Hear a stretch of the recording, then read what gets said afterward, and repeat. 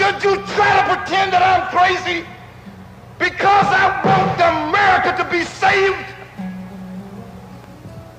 And then you think we have no right to ask for something?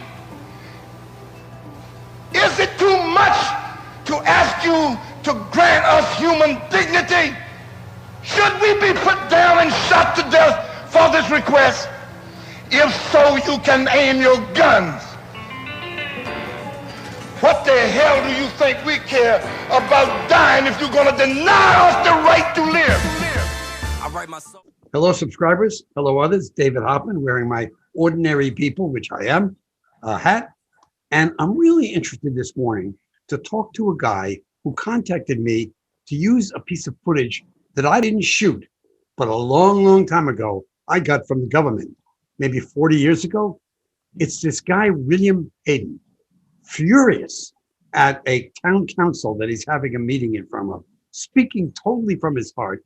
A lot of you have seen this. Well, Villro Carter is a young rap musician in Louisville, Kentucky, who contacted me and said, could I use it? And I looked at his stuff. I write my soul, it's a sacrifice. Rolling life is a paradise. Paradise, the pursuit of life. Bright, we illuminate light. And it's great. He's a great artist. And you know I support independent artists. So this is a chance for me to ask Villro, who the hell are you? What are you doing? Why are you doing it? And where are you going? So, Villro, tell me, what's rap? I mean, let's just say some percentage of my subscribers don't really get it. What is rap? I would say rap is a form of expression, art, like a lot of things, and it comes from a certain particular group of people in a particular time setting. It's people just, letting out some of the emotions, the feelings, inner thoughts, all those things that sometimes are held captive on the inside. I feel like rap is definitely an outward voice of those emotions, those things coming into the universe, into the world for people to be able to, experience. Black excellence is who we is. Oh, black excellence. They know in our soul it's what we give. Black excellence is all that we did. Black excellence is who we is. In that tune that you used my audio for, it's about slavery. You see chains. It's horrible. But we've seen it. At least we've seen slavery 1,000 times. And you're a young artist. Why do you choose now to go back in history that far? What's driving that? One thing for me is that remembering and knowing who you are and where you come from is most important in knowing where you're going. Your path, the different walks of life, I believe we all find ourselves on, all will track back to where we come from as a people, and our ancestors before us, the energy that they put forth into the world for us to be able to stand here today. And so for me, it was definitely reaching back to that. My ancestors, some of the things that I've seen my people go through, seeing different Black people go through, and just kind of allowing the people nowadays to know that and see that also in a different way. So, we chose to bring in slave chains. We chose to, bring in the footage of William Hayden speaking out the way that he did, because those are real life things. These aren't, things that were made up. These weren't stories that were just created. This is actual history. I sit and chill and feeling like wind chimes. Everybody want melanin. Everybody want melanin. Everybody want a piece of it until the day we tell them we ain't. Looking at those chains is disgusting to me. Touching them, feeling them. What did you and your people feel to feel that? It's so crazy you asked that, because when the Breonna Taylor situation happened here, or I would say more so when it escalated and things became more national, a lot of people and groups started to form. One of those groups, I'm a part of, it's a collective of individuals that just seek change in the community in general. And once we were at a museum called Roots 101. So it's an African museum, and there's lots of artifacts there, lots of things that would just blow your mind to see. Those slave chains being one. And at one of the meetings, Brother Lamont, he brought out those slave chains and allowed for us to touch them. And the first time I ever touched those chains, I was so overwhelmed with emotion that I couldn't hold them that long. I had to like pass them on. I was just, and I'm not I don't just break down and cry at the, I don't get super emotional. I'm emotionally driven, but when I touched those chains, there was so much that came over me. I felt like crying. I felt like there was just so much that I couldn't hardly hold them. And so we passed them around the room, and some people held them. Some people, didn't really want to. But for myself, holding those chains the first time was emotional. And I guess it was a tie to them, myself, and what I would be doing with them. If you see rap videos now, a lot of people wear gold chains, diamond chains. A lot of that stuff is portrayed in our videos, which I feel, stems from us just wanting to have things, wanting to show that we have something or we've made something of ourselves. And that just comes from a person who's never had anything.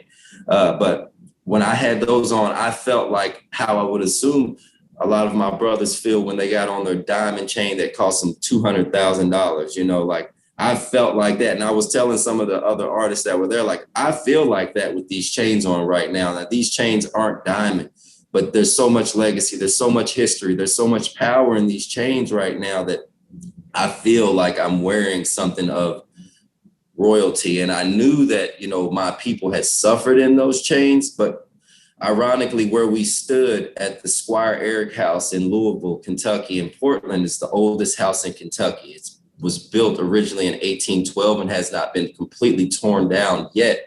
And it's being remodeled. There used to be slaves that were held in that basement. And so it was just, I feel a victory. I completely agree. I care about who my ancestors are. And Oprah once said, the people who know their ancestors have a stronger sense of self. Life becomes more doable when you know where you come from. So I understand what you're saying, but just give me an idea. Where do you come from? I mean, were you born in Louisville? Who are your people? How'd you become a musician at such a young age with such high quality and not fame? You're not famous yet, but what you're doing, in my view, off the charts, high quality professionalism. Me, myself, my father is Black and my mother is white. She's actually one half Armenian. So I feel like, where I come from is a special place. Obviously, looking at me, I'm definitely a Black man. I've been treated like nothing but a Black man. I've grown and lived the life of a Black man. So that is definitely my reference point. But my mother, her family, the blood that's in me definitely speaks to me from a different place. And so I feel that my place in the world, my place in this universe is definitely a special place. It's definitely a place of, I would say like understanding, I had to understand who I am as a Black person, a Black man. I had to understand who my mother is, as a white woman being half Armenian. I had to, think about all those things and finding myself, coming through some of the journeys that I have had as a young man, growing now into more of a distinguished man. I had to just learn myself. Where I come from is definitely a place of love, but that love didn't come easy. There was a lot of hatred involved. There was a lot of pain. There was a lot of sacrifice. There was a lot of turmoil. There was a lot of grief, misunderstandings, and all those things kind of is what built me up to be who I am today. I feel that my life kind of put me on a path to be what I am today intentionally. Some people would call it fate. Some people will call it God and your purpose. But I just believe that it's definitely following what you feel in your heart and knowing what's right. And with that, I came to be an artist, wanting to express, wanting to, give what I felt on the inside was love, was something that people could gravitate towards, understand in all walks of life. And I think that's a key part to what I put into when it comes to music, the videos, the songs that I write, the collaborations that I look to do with the people and what they offer as well, to me is what, that comes from wanting to not finalize, but present something to the world that is of myself, but also of a greater calling and something that people can take in and know that it's positive, it's uplifting, it's something that will allow people to think. And really it's just passion. Passion has pushed me to be and do things in a way that I give my all. My father taught me, when I was younger, no matter what you're doing, do it to the best of your ability. If you're sweeping a floor in a warehouse, that floor, you should make that floor look the best that you can.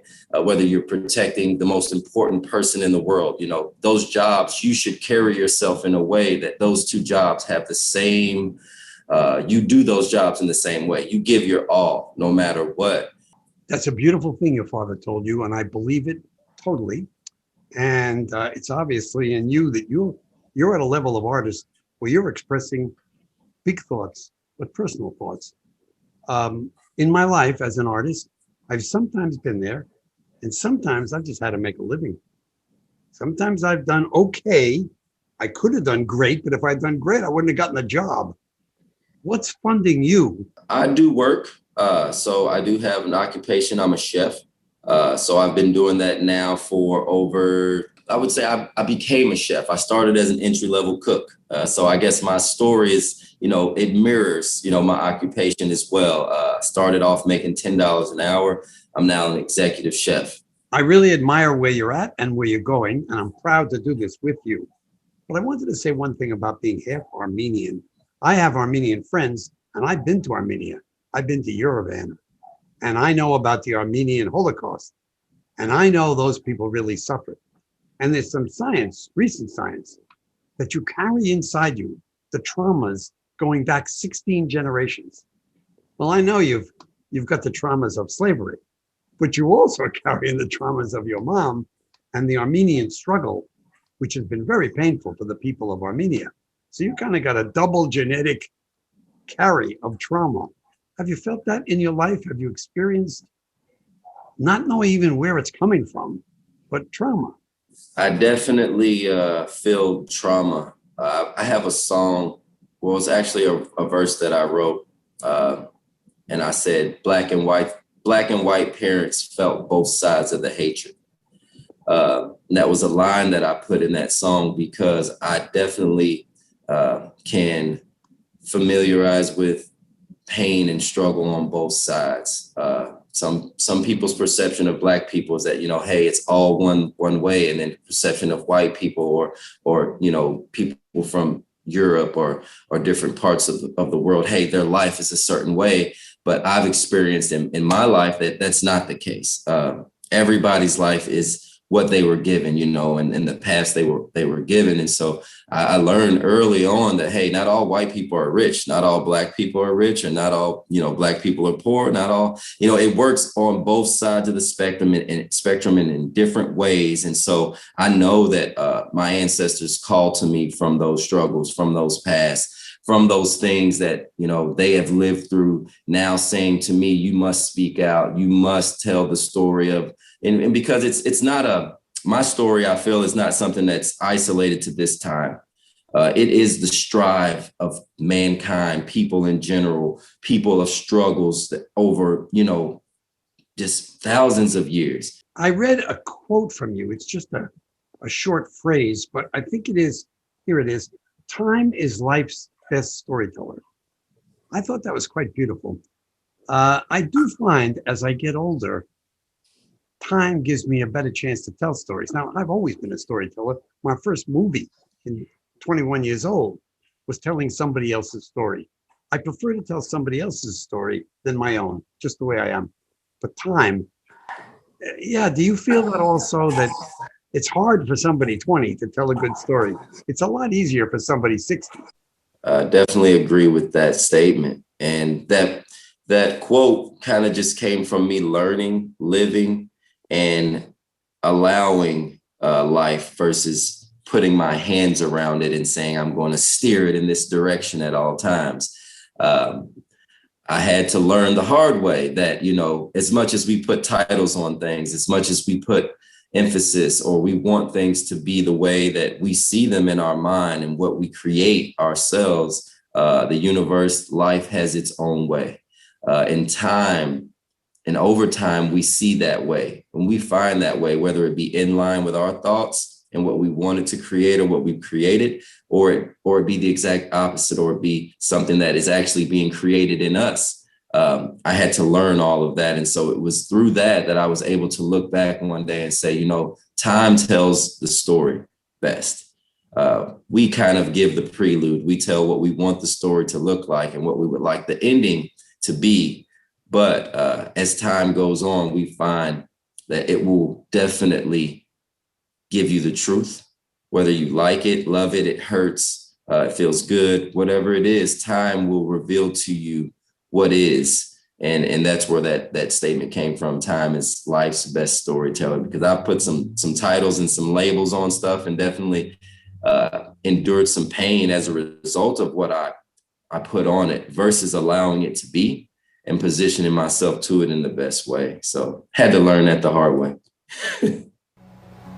Should you try to pretend that I'm crazy because I want America to be saved? And then you think we have no right to ask for something? Is it too much to ask you to grant us human dignity? Should we be put down and shot to death for this request? If so, you can aim your guns. What the hell do you think we care about dying if you're gonna deny us the right to live? I write my soul, it's a sacrifice. Rolling life is a paradise. Paradise, the pursuit of life. Bright, we illuminate light. Melanin, heaven seeing bullshit irrelevant. Storm weather them. Do it all forever, ball, never fall. Who the fuck is y'all? Obvious, we them. I done said enough, time to do it. We done bled enough, who was you with? We was young playing with the Rugers. Ain't no we was playing with the shooters. Same niggas came up with a do ya. Flame triggers prove we was ruthless. Why you got a gun, ain't gon' shoot it? Now it's my turn to influence. Black excellence when I do it.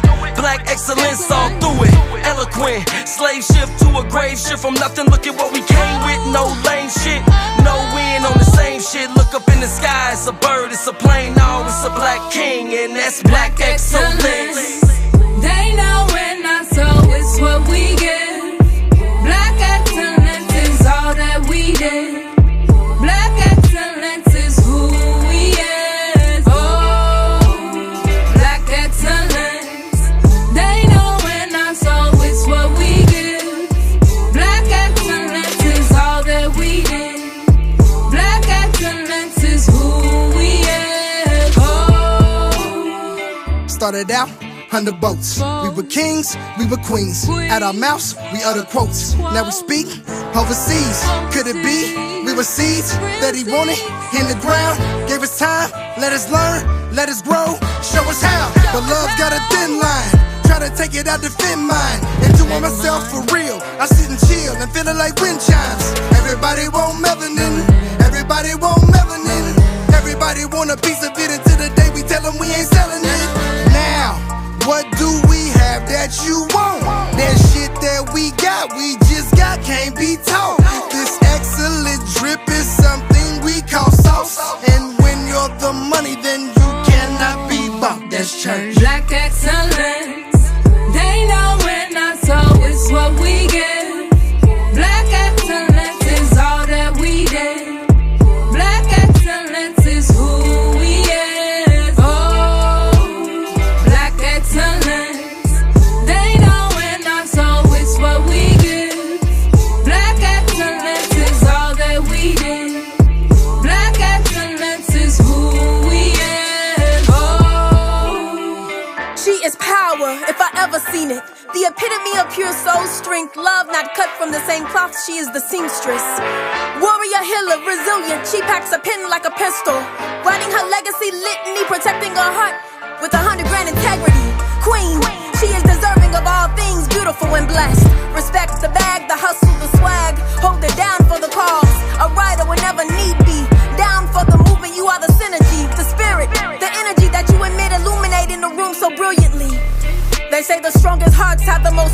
it's true. I am not my wounds. Speak power over poor manifestation, oh shoon. Oh yeah, do your due diligence. I request a queendom to come forth. Rising like a phoenix, she is light and love. Survivor of fortitude and perseverance.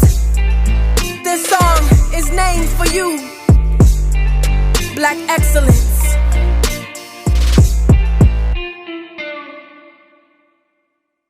I think the work that you're doing is beautiful, you and your colleagues. It's really saying something. I had to play it 3 times to get the words because I don't understand rap. It goes so fast and the words are so complicated. They're not simple. Like, love me, true. That's not what you're doing. So I got to say, all right, let me play that again.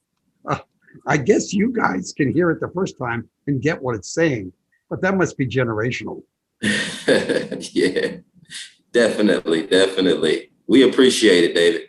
I will speak on behalf of myself and people that are like-minded and say thank you, for what you've done, what you're continuing to do with that, and the passion that you have for our people and the country in general, because the country was, intended to be something great.